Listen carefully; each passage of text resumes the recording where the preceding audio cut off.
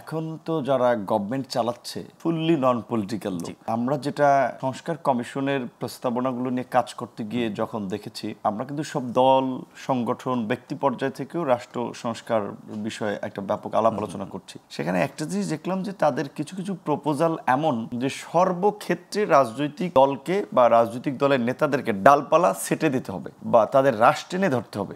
রাষ্ট্র পরিচালনা আর সিভিল সোসাইটির অর্গানাইজেশন পরিচালনা কিন্তু এক বিষয় না। রাষ্ট্র পরিচালনা করতে হলে স্টেটসম্যান হিসেবে কোথাও হার্ড হওয়া লাগবে, কোথাও সফট হওয়া লাগবে, কিছু কনফিডেন্সিয়াল বিষয় আছে যা চাইলেও ওইভাবে আপনাকে ওপেন ডিসকাশন করা সম্ভব না। এটা কি আপনি বিরাজনীতিকরণের কোনো বিরাজনীতিকরণ কিনা আমি জানি না। আমি একটা বিষয়ে খুব মানে আশ্চর্যান্বিত হয়েছি যে কমিশনেরও যারা সংশ্লিষ্ট তাদের অনেককে জিজ্ঞেস করলো, বলে এটা আসলে আমরা ওইভাবে চিন্তা করি নাই, মানে তাহলে বোঝাচ্ছে যে কোথাও থেকে আরোপিত হয়েছে আর কি এরকম বিষয়টা। তো যাই হোক, সেখানে তারপরেও আজকে আমরা দলের পক্ষ থেকে এই সংস্কার প্রস্তাবগুলো দিয়েছিলাম। সেখানে বেশ কিছু প্রপোজাল দিয়েছি, যেমন পাওয়ার ব্যালেন্স করার জন্য এনসিসি বা আপনার একটা জাতীয় সাংবিধানিক আপনার কমিশনের কথা এই সংস্কার কমিশন প্রস্তাব আছে। আমরা সেখানে বলেছিলাম যে এই যে সরকার উল্টে গেলে যে পলিসি উল্টে যায়, এই পলিসি যেন না উল্টাতে পারে। সেখানে স্বাভাবিকভাবেই পার্লামেন্টের সিস্টেম উচ্চকক্ষ নিম্নকক্ষ হবে, তার স্পিকার ডেপুটি স্পিকার হবে বিরোধী দল থেকে, তারা থাকবে, প্রেসিডেন্ট প্রাইম মিনিস্টার থাকবে, চিফ জাস্টিস থাকবে।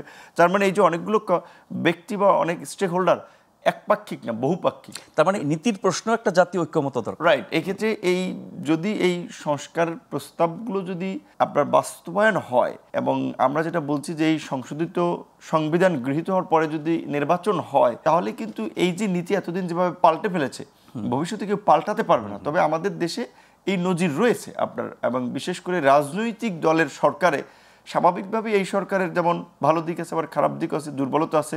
ম্যাক্সিমাম রাজনৈতিক দলের রাজনৈতিক লোকজন, কিছু বিশেষজ্ঞ লোকজন আছে যারা বাইরে এতদিন ব্যক্তিগত ভালো প্রফেশনে ছিলেন, এখন ইউনূস সাহেবের টিমে কাজ করবেন। এটা অনেকের জন্য একটা ভালো ফিলিং, কিংবা অনেকে অনার ফিল করে, অনেকে দেশের জন্য এরকম একটা ঐতিহাসিক মুহূর্তে কিছু দিতে চায়, সেই জায়গা থেকে এসেছেন।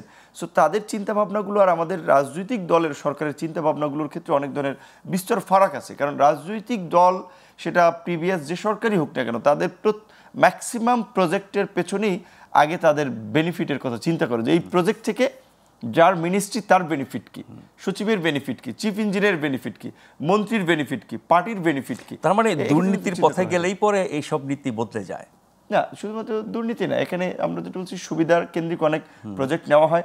সো এখন নতুন একটা সরকার আসবে, সে পুরনো পলিসিটা ভালো হলেও চিন্তা করতে পারে নতুনভাবে নিলে আবার তার কিছু আপনার এখান থেকে একটা সুবিধা নেওয়ার রাস্তা তৈরি হবে। যেটা তুষার ভাই বলছিলেন যে আগের সরকার রোড শো করেছে, আমরা দুবাইতে দেখলাম, আমেরিকাতে দেখলাম, অনেক জায়গায় দেখলাম।